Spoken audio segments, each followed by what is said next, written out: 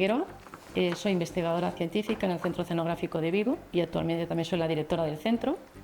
Y bueno, hoy tengo el placer de poder charlar un rato y entrevistar a una antigua compañera de mi grupo de investigación de microalgas marinas nocivas y ecología del plancton en el Centro Oceanográfico de Vigo, que es la profesora de investigación Beatriz Reguer. El año que viene va a ser 50 años que entré en la casa, en el Instituto Español de Oceanografía. Empecé en Santander, he estado en distintos sitios del mundo, pero en Vigo, exactamente en este instituto estoy desde 1984, o sea, hace 40 años. Que se dice rápido, pero hay que vivirlos. 40, no, 24, sí, va a ser 50 el año que viene. Yo le debo mi puesto de trabajo fijo en el instituto a un dinoflagelado tóxico de gallego. Yo entonces no estaba en Galicia, mira tú qué cosa, pero aquí en el año 76 hubo un episodio tóxico, el primer episodio de intoxicación paralizante por bivalvo causado por un organismo que ahora es común, pero que en aquel momento fue una sorpresa, ¿no? El Gymnodinum catenatum, que lo conocen aquí ahora ya todos.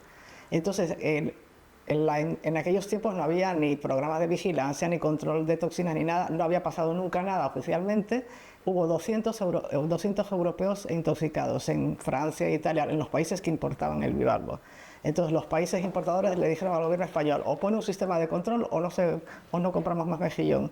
En un tiempo récord salió 50 plazas para todos los que estábamos haciendo labores de medio voluntariado o con malas becas.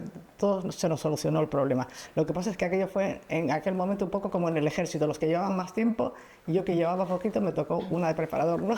Pero bueno, nos salvó, desgraciadamente, el episodio del Gymnodinum catenatum nos salvó a nosotros. Pero bueno, en realidad lo que se creó es una necesidad que iba a llegar y ellos buscaron una solución. Entonces, bueno, quiero decirte que los científicos, esa es nuestra labor, ¿no? No es que nos salven, es que nos necesitan y ahí estabais para crear ese monitoreo y estudiar los organismos que, como decías, en ese momento pues no se conocía aquí. Y ahí empezó. Y de forma general, ¿cómo describirías esa trayectoria, esa experiencia vital? Pues bueno, yo diría que le doy gracias a la vida de que he tenido la suerte de trabajar en una profesión que me gustaba siempre y que nunca me supuso un esfuerzo venir a trabajar, sino todo lo contrario. En momentos de la vida que he tenido problemas, siempre el trabajo era como una especie de no un refugio, sino una cosa que siempre estaba ahí, ¿no? Para algunos la religión, pues para mí el trabajo de la ciencia. Sorprendiendo que la motivación principal para dedicarte a esto quizás es esa vocación o ese placer haciendo a lo que te dedicas. Sí, bueno, a mí la palabra vocación me suena demasiado seria, ¿no? Me suena un poco como lo de la vocación religiosa, que tomas una decisión para toda la vida, ¿no? Yo diría que es una cuestión de que usaría más la palabra enamorarte de algo, ¿no? O sea, porque es que tú das muchas vueltas, al principio te cuesta saber en qué cosa concreta vas a acabar, pero una vez que llegas al tema, al organismo que realmente te interesa, que te gusta, es como que te enganchas, que te enamoras. Y entonces el otro día alguien me decía, ¿y cómo explicas tú haber estado 30 años ahí con un organismo? Y yo le dije, ¿y cómo me explicas tú que llevas 40 años con tu mujer? Lo importante es enamorarte de algo, tener pasión por algo. Yo creo que esa palabra es fundamental, pasión, por lo que hacemos. Sí. Quizás es la clave para tener éxito, ¿no? Yo creo que disfrutarlo. Sí, porque si no lo disfrutas, vamos, si estás en el trabajo sufriendo... Es difícil conseguir cosas buenas. Y salir fuera, además del idioma, yo creo que también abre mucho las miras, ¿no? A la hora de las distintas formas de trabajar. Bueno, sí, bueno, desde luego, cuando fui yo a la Universidad de East Anglia, lo primero que me llamó la atención fue el poco tiempo que pasaban oyendo clases teóricas y el tiempo que pasaban teniendo que meterse ellos en la biblioteca a escribir proyectos, salir a mostrar en el campo. Estimulaba mucho la iniciativa personal. O sea, mi experiencia de la carrera no fue muy positiva porque estuve fue los primeros años de la Universidad del País Vasco, cuando estaban todavía en sus comienzos, y eran clases muy teóricas. Bueno, igual que también hacían con los idiomas aquí antes de que te aprendías de memoria un vocabulario, ¿no? Y práctica. Ahí estimulaban la actividad, la iniciativa y la discusión, sí. Y luego, hombre, lo que hablamos del entusiasmo, también de vez en cuando hay que cargar las baterías, ¿no? Recargar la batería, ¿no? Y entonces cuando vas a un congreso, a veces un congreso, un grupo de gente, unas charlas que oyes son los que de repente te dan una chispa, un estímulo impresionante, ¿no? O un grupo de trabajo, o un proyecto en el que estás a gusto, o sea, hay distintos focos de encuentro que son los que te mantienen. Y hablando de proyectos, ¿cuáles serían para ti los que fueron más gratificantes en tu carrera? Los que recuerdas con más cariño. Bueno, pues vamos a ver, proyectos a nivel nacional, por supuesto, el primero en el que yo escribí el proyecto y fui la investigadora principal, que no fue hasta el año 95. Aquí en el Oceanográfico vivíamos de los proyectos sectoriales, y entonces el que entonces era el director, Rafael Robles, tuvo la buena idea de empujarnos a competir con el resto de la comunidad científica en el plan nacional, en un empuje que fue un año que me parece que se llamó aquello Ciencia, no me acuerdo el nombre, pero bueno, nos obligó prácticamente a que nos presentáramos a proyectos. Y teníamos, por supuesto, una buena parte de financiación del IEO y el resto de la comisión interministerial. Y entonces aquel fue, me acuerdo que se llamó Dinofysis 2000. Fue del 95 al 98, pero se llamó 2000 porque era como pensando lo que quiero llegar a cuando sea el 2000. Ese fue el que más gratificante a nivel nacional. Y luego, a nivel internacional, sin duda, el que mejor recuerdo tengo y que más cosas nuevas vi, campañas y gente interesante en el Habit. Uno que era un proyecto del sexto programa marco de la Unión Europea, que es Harmful Algal Blooms in Thin Layers, Habit.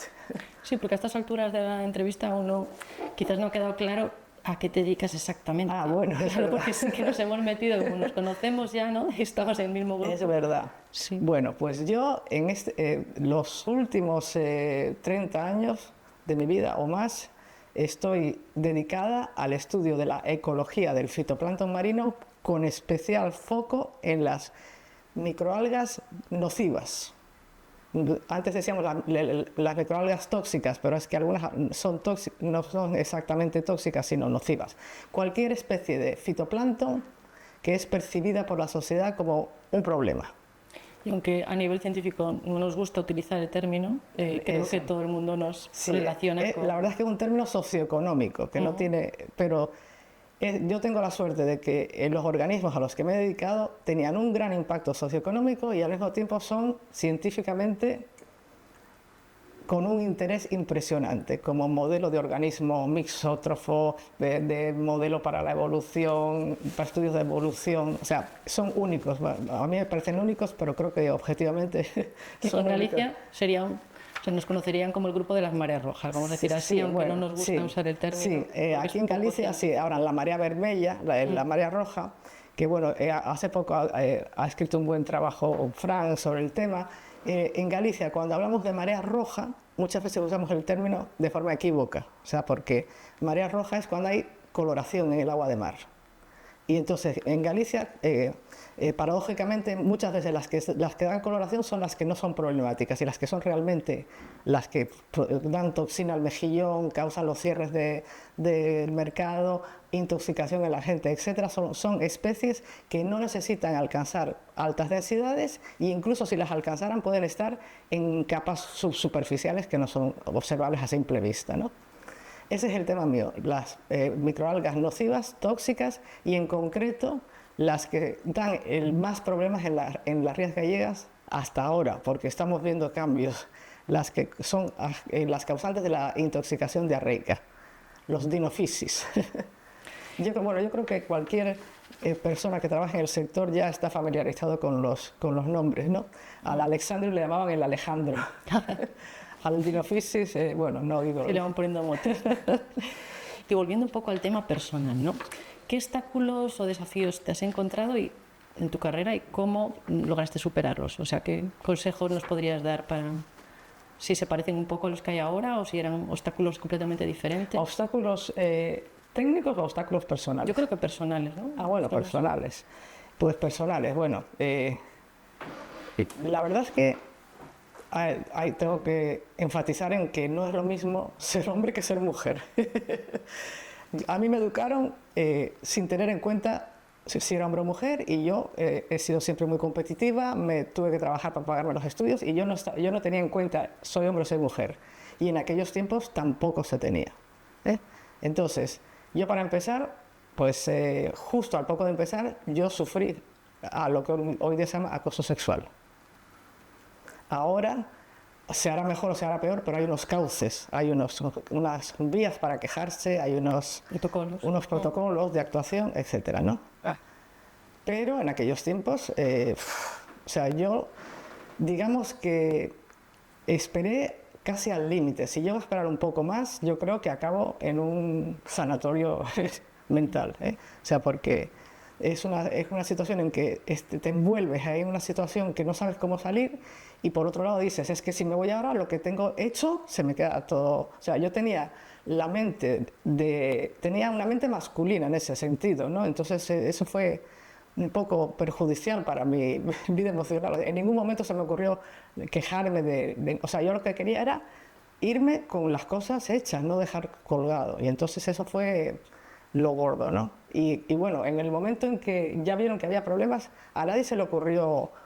Me decían, presenta tú un proyecto alternativo. ¿Cómo iba a presentar un proyecto alternativo si era una principianta, ¿no? Y bueno, en aquellos tiempos, y bueno, todavía queda un poquito también de eso, el becario, el estudiante que llega, es el eslabón más débil de la cadena, ¿no? Su supervisor es un dios cuando entras, ¿no? O sea, es su referente. Entonces, ese supervisor tiene una obligación moral con ese estudiante muy importante. Entonces, si en vez de tener la obligación moral de ayudarlo, estimularlo, hacerle que vaya para adelante, usa eso para lo contrario, esa relación que hay, entonces es una situación muy tóxica y muy críptica, o sea, porque es difícil de... Es valiente contarlo. Bien. No, bueno, la persona con la que yo sufrí esto, 30 años después, acabó en un juicio. Y yo fui al juicio a declarar, porque resulta que, claro, era una persona patológica, y entonces fue una cadena de personas que lo sufrieron. Y al final había, pues, o sea, prácticamente el que entraba allí salía afectado. Y entonces, bueno, yo estaba de visita en el que había sido mi laboratorio inicial, vi a una chica, era precisamente celebrando, cuando estaba la directora Concha, y era una celebración de las mujeres en el barco en Santander. Bueno, conocí a una chica que me contó su jefa lo que le acababa de pasar, y era como de repente ver lo mismo que me había pasado a mí 30 años después. Entonces eso me revolvió por dentro, y cuando me enteré de que estaban preparando un juicio contra esta persona, me apunté. Me dijo, no, tú si quieres, deja, desde ahí lo cuentas. No, yo encantada en ir. Y entonces me acuerdo que cuando estábamos en la declaración del juicio, me dice la abogada del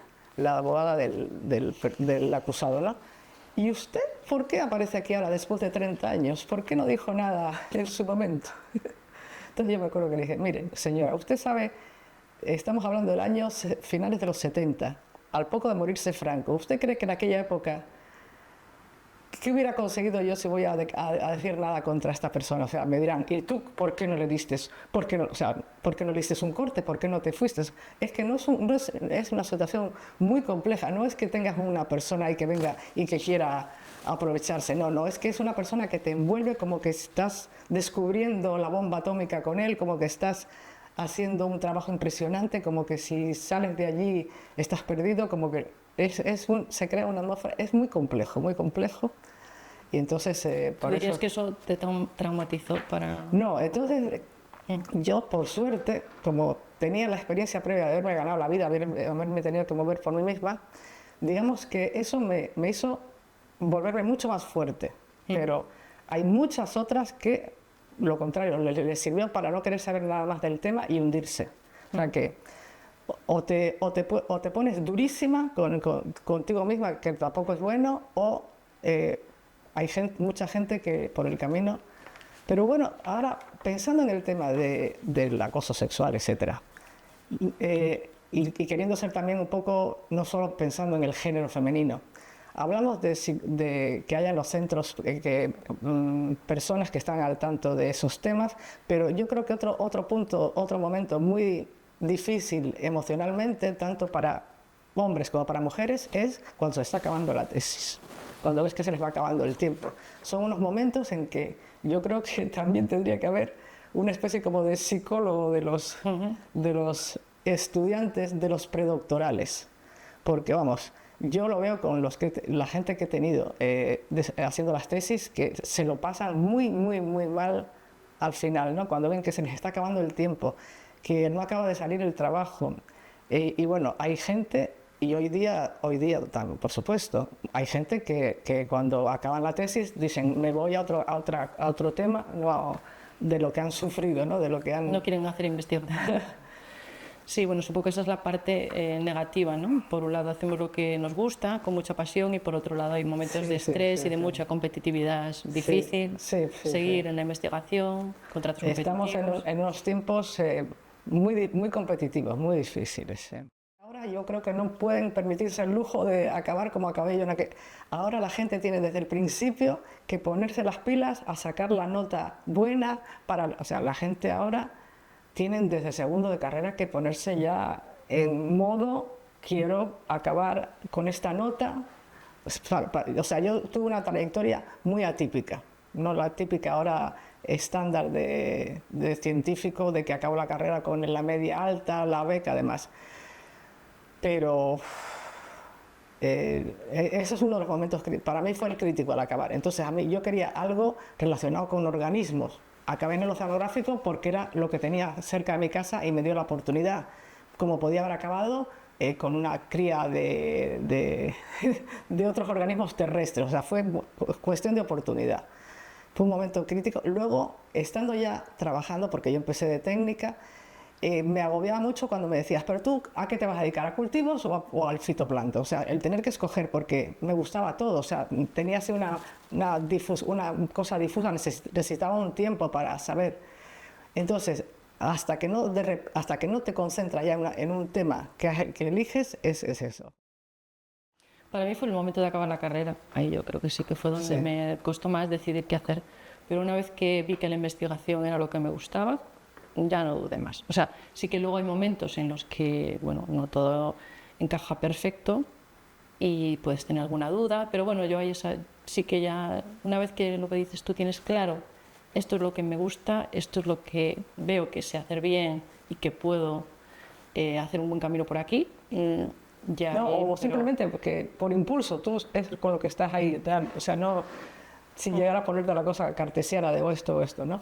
Pero bueno, hablando de las edades, yo recuerdo estaba en Inglaterra con una beca en Norwich el día que cumplí 30 años, ¿no? Que en mis tiempos 30 años era ya una edad, no como ahora, era como los 40 ahora. Te cumplo 30 años y de repente me acordé de la frase de Virginia Woolf. Tengo 30 años, aún no he tenido un hijo ni he escrito un libro. Y sí, entonces me vino eso a la cabeza, ¿no? Plantas había plantado muchas, no había problemas, pero ni el libro ni el hijo. Pero eso ahora yo creo que le sumas 10 años.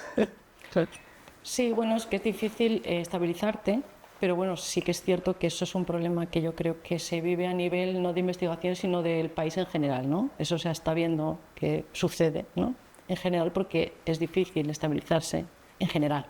Pero es cierto que la carrera investigadora ya de por sí tiene muchos pasos en los cuales, aún yendo bien, digamos que pues lleva mucho tiempo tener una estabilidad, digamos, clara, ¿no? Estar en un puesto estable.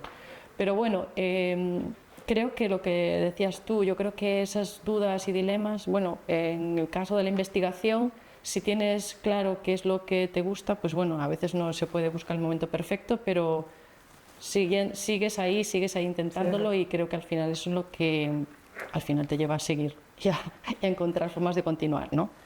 Y eso es difícil de transmitir, porque claro, al final eso es un sentimiento interno, ¿no? Es verdad que se podría poner más fácil, ¿no? Es verdad que se podrían poner más medios para que no fuera tan difícil enganchar y seguir enganchado a la ciencia, ¿no? Porque los proyectos competitivos o los contratos competitivos son pocos y son difíciles de conseguir, Sí, sí. y ahí es donde mucha gente se puede quedar desenganchada aún teniendo esa vocación y esa pasión. Y ahí es donde creo que sí que queda mucho por hacer y que creo que hemos tenido mucha suerte en ese aspecto, ¿no? Pero bueno... Y bueno, pues yo ahora estoy de emérita, que en el consejo se llama ad honorem, el origen latino.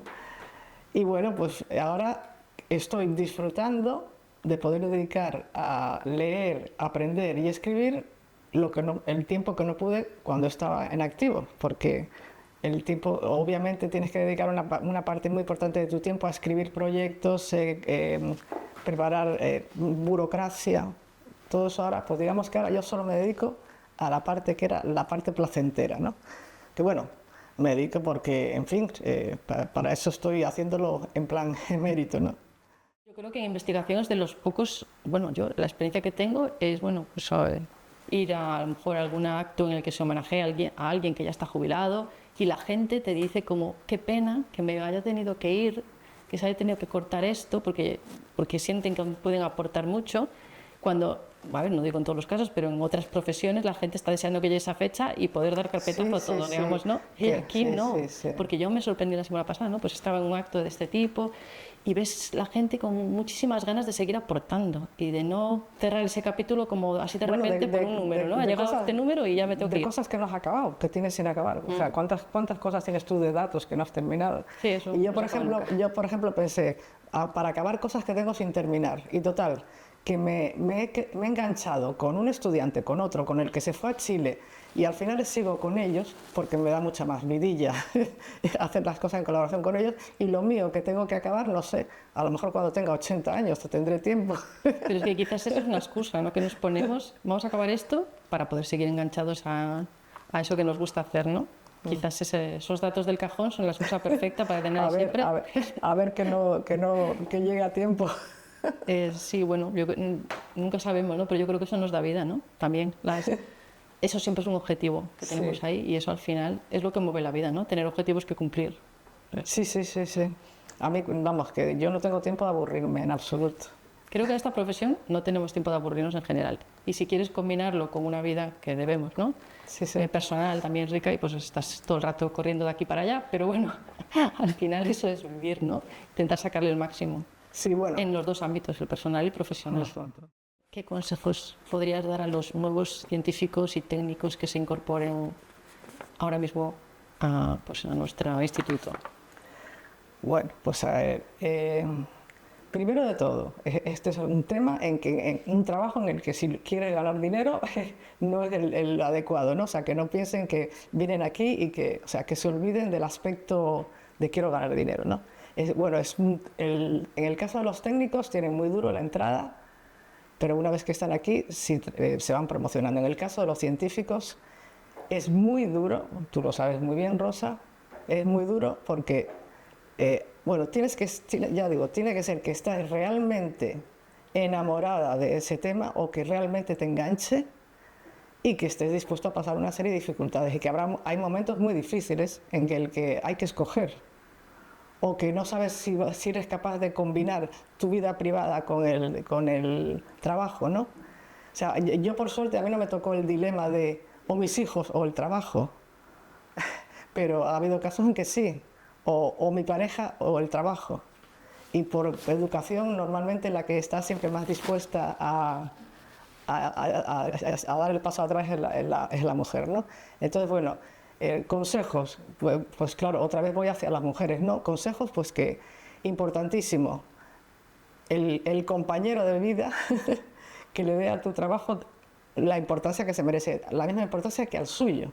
Porque si tu trabajo es un trabajo como de hobby, de menor importancia, porque aporta menos a la economía familiar o lo que sea, entonces estás perdido. O sea, tu trabajo tiene que ser tan importante como el de él. Y entonces eso va a redundar en todo, en el reparto de tareas, en el cuidado de los hijos, etcétera, ¿no? Y luego, claro, que sea alguien capaz de comprender lo que estás haciendo.